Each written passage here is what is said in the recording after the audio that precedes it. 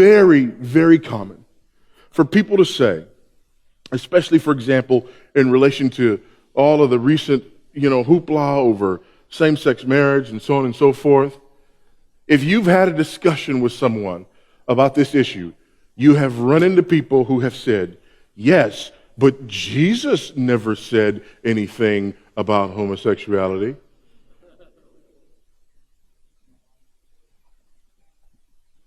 Well, number one, that's not true.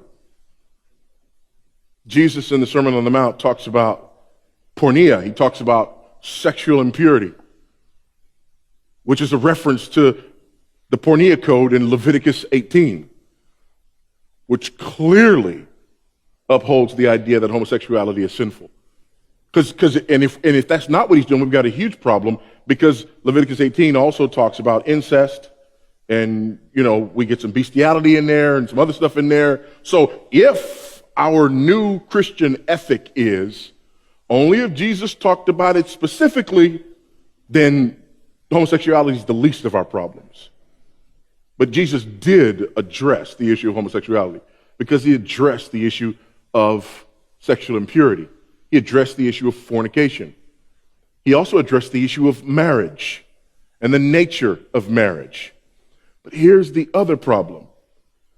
In doing this, we divorce Jesus from the rest of the Bible. And we let people do that.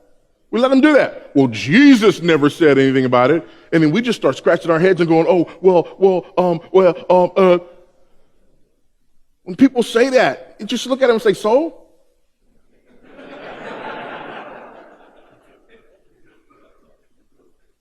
You can't divorce him from the rest of the Bible.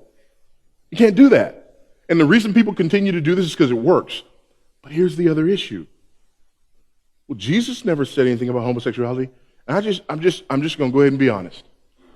I may have told y'all this last time I was here. There's this guy, kind of lives on the inside of me. His name is Bad Voddie. Everything is cool as long as I let him out every once in a while. Go to the gun range or jiu-jitsu tournaments. We're cool.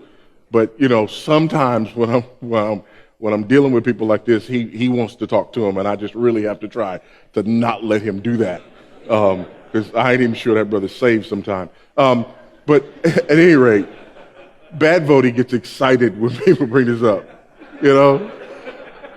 He does, because they're like, well, Jesus never talked about homosexuality.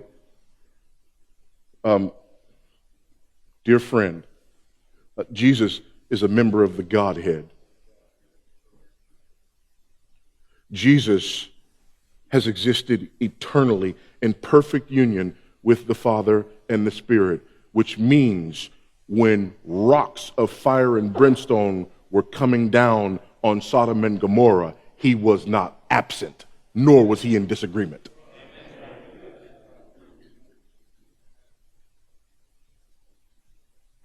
He is a member of the Godhead. Tell the truth. When people bring that up to you, you don't think about that.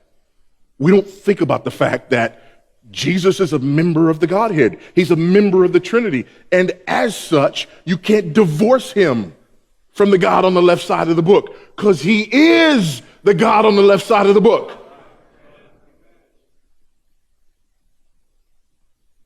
Perfect union. Perfect agreement. No disagreement whatsoever. In fact, he raises the stakes. You have heard it said, don't commit adultery. But I say to you, if you look at a woman with lust, you've committed adultery already in your heart. He raises the stakes.